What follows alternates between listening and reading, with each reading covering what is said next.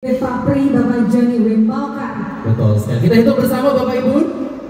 Hitung mundur dari 3, 2, 1. Baik, dengan dipanggil ketua ini, maka musyawarah nasional Papri ke-8 resmi dibuka.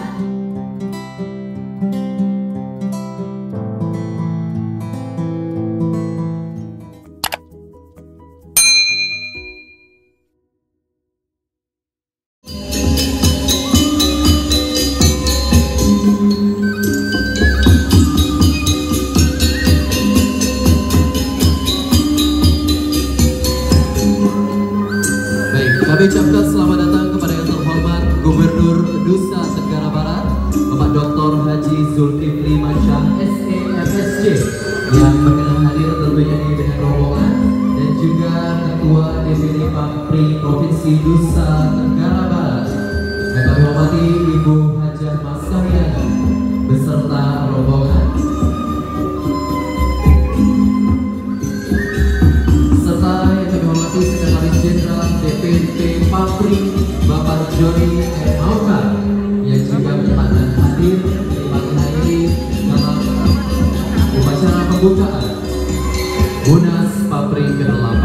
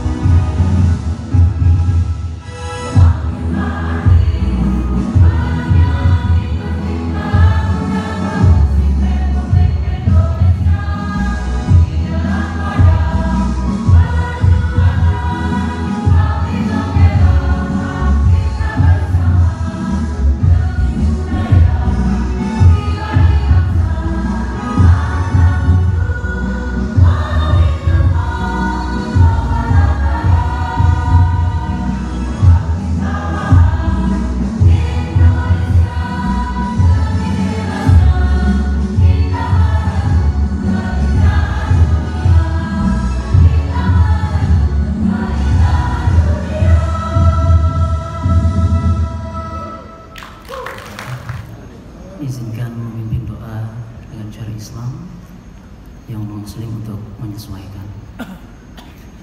A'udzu billahi minasyaitonir rajim. Bismillahirrahmanirrahim. Alhamdulillahil malikil haqqil mubin. Alladzi habana bil iman wal yaqin. Allahumma shalli ala sayyidina Muhammad khatamil anbiya'i wal mursalin wa ala alihi at-tayyibin wa ashabihi al-akhyari ajma'in wa man tabi'ahum bi ihsanin ila yaumiddin. Allahumma salli ala sayyidina Muhammadin tibbil qulubi wa dawaiha wa afiyatil abdani wa shifaiha wa nuril absari wa dhiyaiha wa ala alihi wa sahbihi wa barik wa sallam. Ya Allah, ya Tuhan kami pengatur alam semesta, hari ini kami tengah melaksanakan musyawarah nasional ke-8 yang dihadiri DPP dan DPD Papri se-Indonesia. Berikanlah hidayah-Mu kepada kami agar kegiatan kami ini memperkuat kepemimpinan serta memberikan ide-ide, buah pikiran dan gagasan yang konstruktif dalam setiap program dan kegiatan yang kami laksanakan untuk kemaslahatan umat. Ya Allah, ya Rabbul Izzati, berilah kemudahan dalam setiap ikhtiar organisasi ini untuk berjuang membangun daerah dan membangun bangsa melalui bidang kesenian di seluruh wilayah Nusantara. Allahumma ya Allah, janganlah Engkau beri kami beban yang tidak mampu kami memikul. Assalamualaikum warahmatullahi wabarakatuh. Salam sejahtera buat kita semua. Om Swastiastu. Salam budaya, namo buddhaya, salam kebajikan. Selamat pagi yang terhormat Gubernur Nusa Tenggara Barat Dr. Haji Zulkifli Masa SIMSC beserta seluruh Perkovinda yang hadir pada hari ini. Yang terhormat Bapak Ketua DPRD yang mewakili Ketua DPRD Kota Mataram Bapak Haji Didik Sumaryadi, Bapak Wali Kota Mataram yang diwakili oleh Ibu Asisten 3. Kemudian yang terhormat Bapak Direktur Utama Bank NTB Syariah, Kepala Bank Indonesia yang mewakili, dan Rem 126 Wirabakti, Bapak Kapolda yang mewakili, seluruh anggota organisasi yang hadir pada hari ini,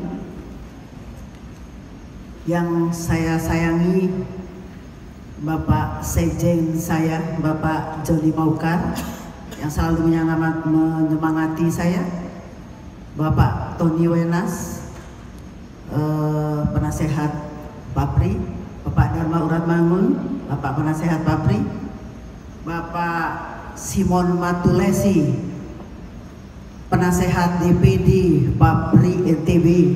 Tepuk tangan buat beliau yang menyemangati saya. Dan para ketua di Bapak Gubernur yang saya hormati dan seluruh para hadirin yang saya cintai. Pada hari ini sangat berbahagia sekali kami berdiri di tempat ini untuk melaksanakan hari Munas Papri yang ke-8 tahun 2022 dan Hari Musik Nasional yang besok tanggal 9 Maret akan kita selenggarakan. Seluruh rangkaian acara ini adalah berkat bantuan dari Bapak Gubernur beserta jajarannya beliau. Kemudian sekalian, izinkan saya atas nama seluruh warga Papri menyampaikan penghargaan yang tinggi dan terima kasih yang tak terhingga kepada saudara Gubernur, saudara Kapolda dan Pangdam yang telah banyak membantu sehingga terselenggara acara ini. Kita juga sangat berbahagia dan siap untuk merealisasikan apa yang diamanatkan oleh Bapak Presiden Republik Indonesia, Pak Jokowi. Bapak, Ibu, dan saudara-saudara sekalian, saya sangat menyesal tidak dapat berada bersama-sama dengan saudara-saudara secara fisik karena masalah kesehatan. Saya ingin menyampaikan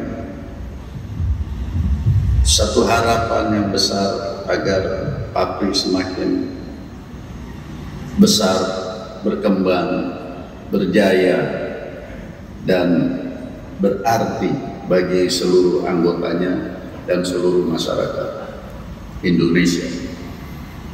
Dengan pabrik dapat menjadi satu pemain inti untuk mengangkat seluruh seniman, musik, pencipta lagu dan penyanyi, serta seluruh ekosistemnya,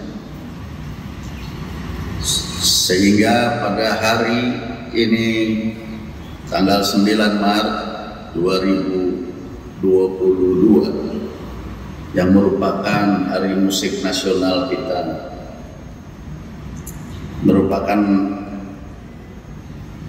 awalan lagi untuk meloncat lebih jauh supaya segera kita bisa mencapai cita-cita mengangkat seni dan budaya.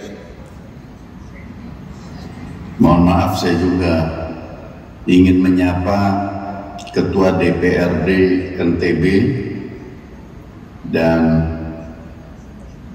Kepala Dinas Pariwisata Provinsi Nusa Tenggara Barat, Saudara Wali Kota, dan saudara-saudara yang hadir. Saya sulit melihatnya dari sini, namun saudara-saudara adalah orang-orang yang sangat berjasa yang saya tidak akan lupakan. Saya juga hargai apa yang telah saudara sumbangkan kepada pabrik, dan terutama dalam kesempatan ini dalam penyelenggaraan Hari Musik Nasional. Genap jajaran Korem serta Polres juga yang hadir dan melihat video rekaman saya ini, saya ucapkan penghargaan dan juga harapan untuk ikut serta bahu-membahu kita dalam menjunjung tinggi seni dan budaya musik Republik Indonesia asli ke seluruh sada nasional. Hidup Hari Musik Nasional Indonesia.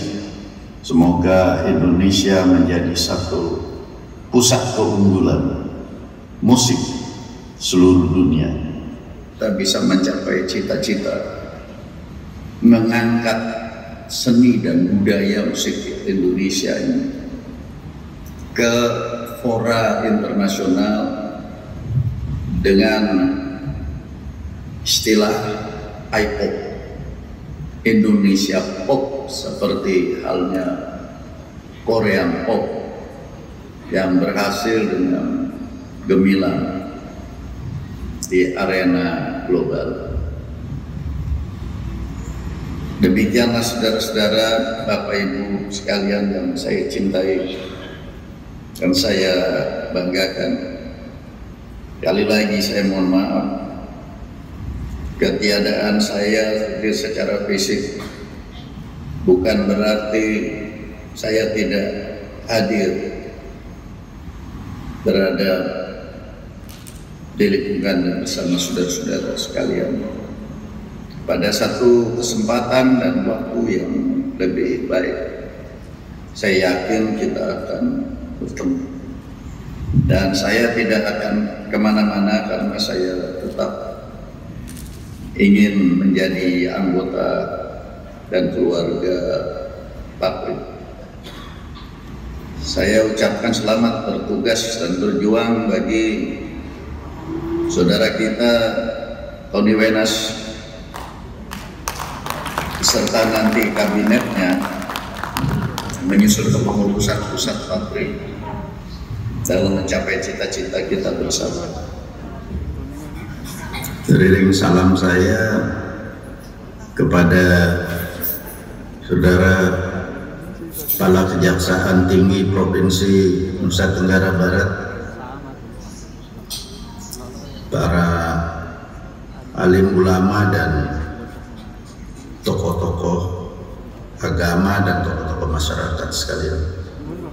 Wabillahi taufiq wal hidayah. Wassalamualaikum warahmatullahi wabarakatuh. Terima kasih. Pak Tony Wenas, ini dulu mitra kami di Komisi 7 di DPR. Jadi kalau Tante Angan, pimpinan di NTB ini kekurangan dana, uang atau supporting yang lain-lain, Pak Tony Wenas orangnya.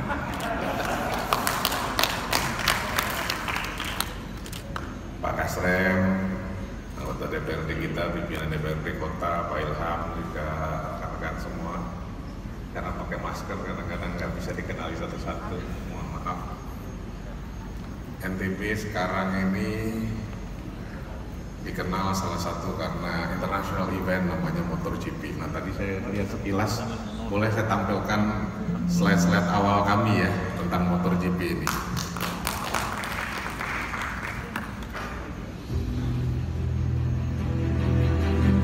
Beautiful day, blue skies, it's warming all the time.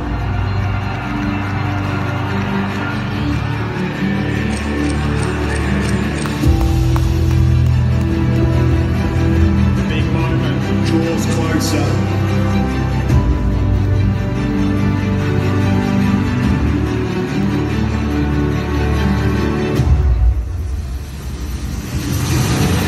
Touch between Zarco. Oh, Sandro's gone. He got nudged out wide by Johan Zarco. He's tried to squeeze the power on.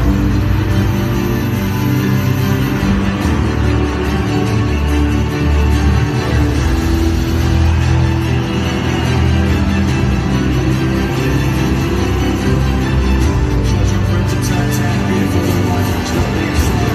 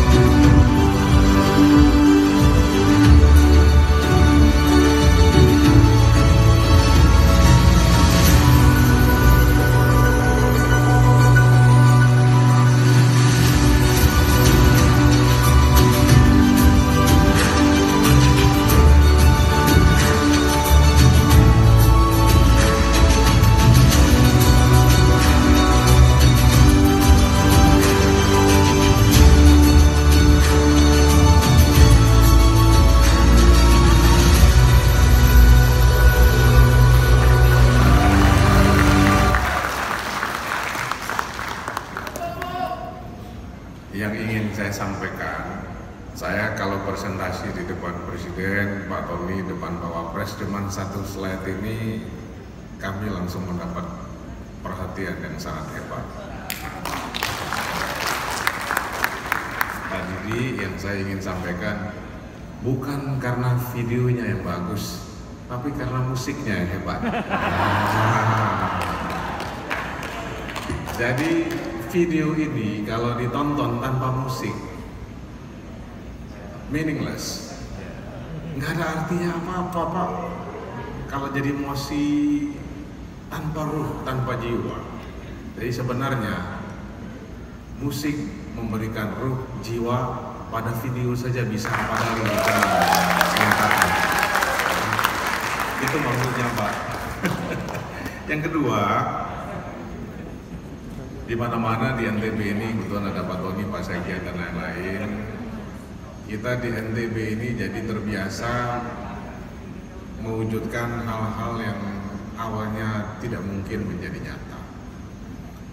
Nah, di berbagai kesempatan mungkin sering kita hadir dari berbagai acara Bapak dan Ibu. Saya waktu jadi anggota DPR itu belajar dari satu cerita sederhana yang berasal dari Thailand. Inilah yang memberikan inspirasi pada kami untuk berani mencoba hal-hal di luar kebiasaan. Boleh saya cerita Pak Sekjen ya, Pak dan Kasrem, siapa tahu juga ada manfaatnya. Walaupun sering saya ceritakan hal ini, tapi setiap saya cerita itu selalu menghadirkan energi baru. Nah, judulnya cerita ini itu antara macan dan ular. Saya sering cerita. Jadi para UF, bapak-bapak, ibu-ibu yang terutama yang berasal dari luar NTB, saya sering memberi motivasi pada anak-anak NTB, masyarakat NTB ini dengan cerita ini. Cerita dari Thailand bagian timur yang menceritakan kisah antara macan dan ular. Cerita ini deeply rooted and widely shared, sangat mengakar dan terinternalisasi dalam pemahaman masyarakat Bangkok, Thailand, Siam, sehingga mereka walaupun fisiknya sama dengan kita, tapi tidak pernah dikuasai dan dijajah oleh bangsa lain di seluruh dunia ini.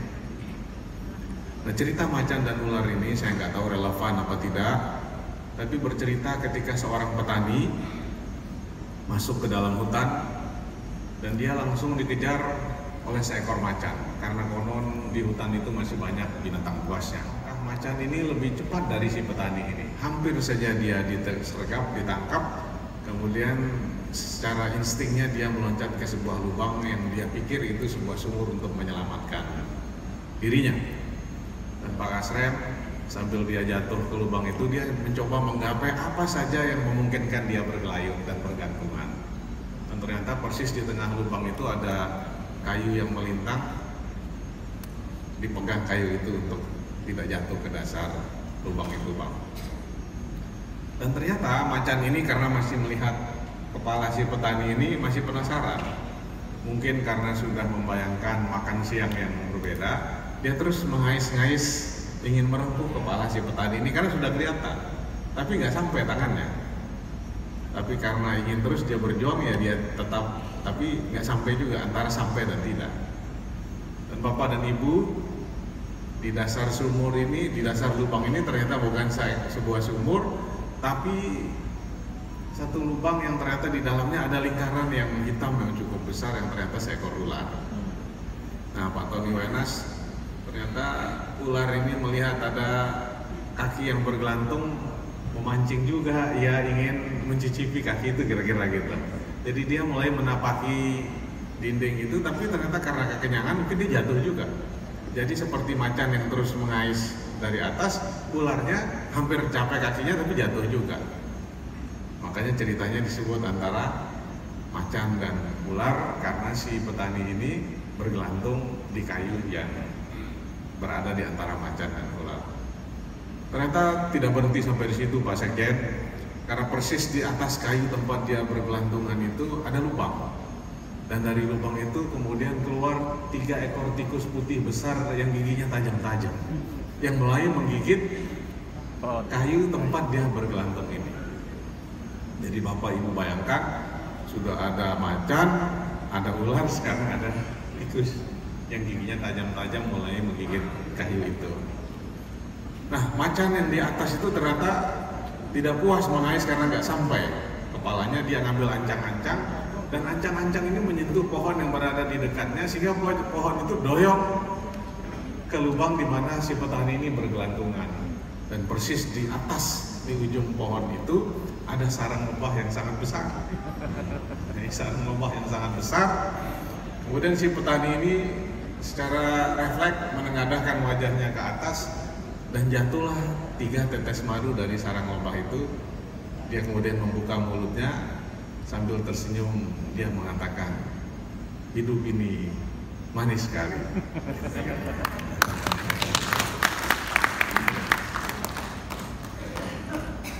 Ya, ceritanya begitu saja, Pak. Kenapa cerita ini sangat powerful dan memberi inspirasi? Karena nenek moyang bangsa Thailand tidak pernah menceritakan akhir ceritanya.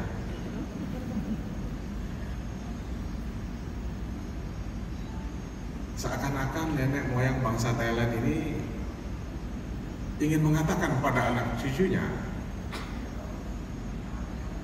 bahwa hidup kita itu senantiasa berada antara macan, ular, tikus, dan lebah itu. Sekarang tergantung Anda punya keberanian untuk menyimpulkan akhir ceritanya sendiri. Kalau orang yang biasa hidup dengan horror story, maka dia selalu akan menyimpulkan ceritanya dengan mengenaskan.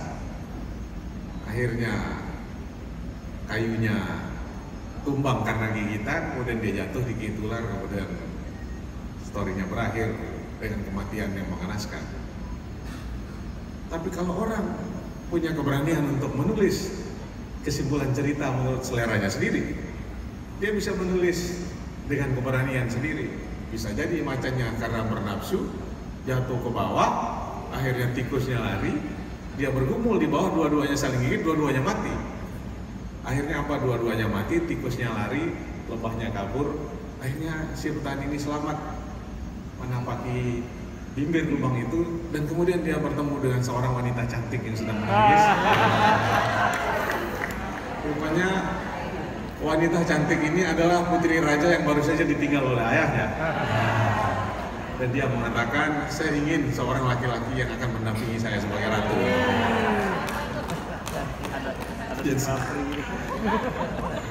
Pak Tony, kenapa saya perlu menceritakan ini, Pak Sekjen? Karena organisasi seperti Parvi ini nampaknya keadaannya sama antara ular, macan, tikus, dan lebah tadi.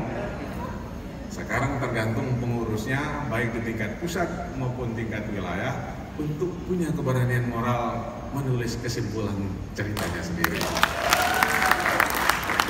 Kenapa? Karena kalau kita tidak punya keberanian menulis cerita hidup kita sendiri, maka cerita hidup kita akan ditulis oleh orang lain. If you are not able to write your own story, your story will be written by somebody else. Nah, kenapa saya perlu menceritakan ini, Pak Tony? Karena Bu Angan ini, tante kita ini, orang yang punya keberanian untuk menulis cerita Parvi NTB ini dengan kesimpulan sendiri dengan berani. Sehingga kita berkumpul pada hari ini, ya kira-kira sama lah.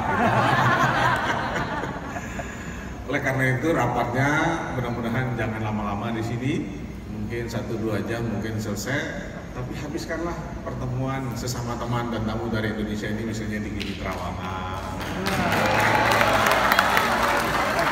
di Sembalun gitu.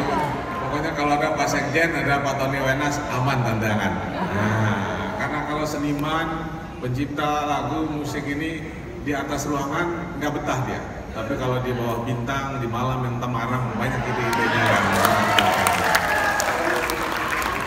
jadi selamat datang di Nusa Tenggara Barat.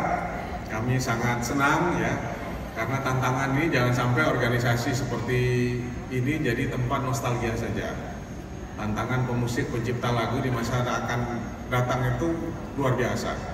Ketika tahun 90-an Negra Ponte menulis buku namanya Being Digital, orang masih ngerabang-rabang seperti apa. Tapi sekarang orang nggak perlu menciptakan lagu, nggak perlu menyanyi, dengan sosial media, dengan teknologi mereka bisa melakukan apa-apa dan mengambil keuntungan yang finansial yang sangat tinggi dari sains dan teknologi itu. Jadi dengan mengucapkan Bismillahirrahmanirrahim, acara kita hari ini kita buka. Sekali lagi mudah-mudahan jangan lama-lama duduknya. Pak Sekjen, Pak Tony ini pengalaman kami rapat di DPR, Pak Tony ini paling lama sejam. Nah, setelah itu nggak betah lagi lihat kiri kanan. Jadi ajak ke Sembalun, ajak ke Mandalika, ajak ke Gili Trawangan, maka kebahagiaan akan ada di sana. Demikian, billahi taufiq wal hidayah. Assalamualaikum warahmatullahi wabarakatuh. Terima kasih Bapak Gubernur. Berkenan Bapak tetap berada di atas panggung dan kami mengundang.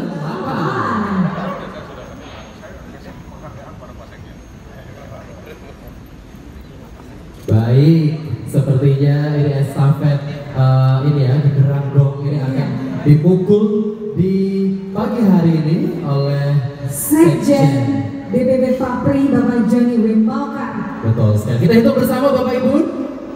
Hitung mundur dari 3, 2, 1. Baik, dengan dipanggilnya gong ini, maka Musyawarah Nasional Papri ke-8 resmi dibuka. Mari beri aplaus terlebih dahulu untuk pembuka Musyawarah Papri ke-8.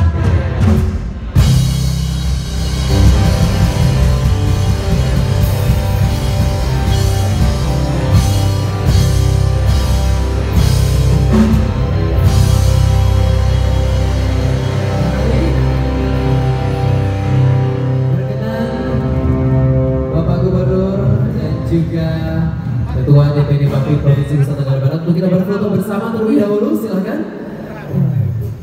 Dan tentunya seluruh jajaran pengurus pusat dari Papri begitu, ya.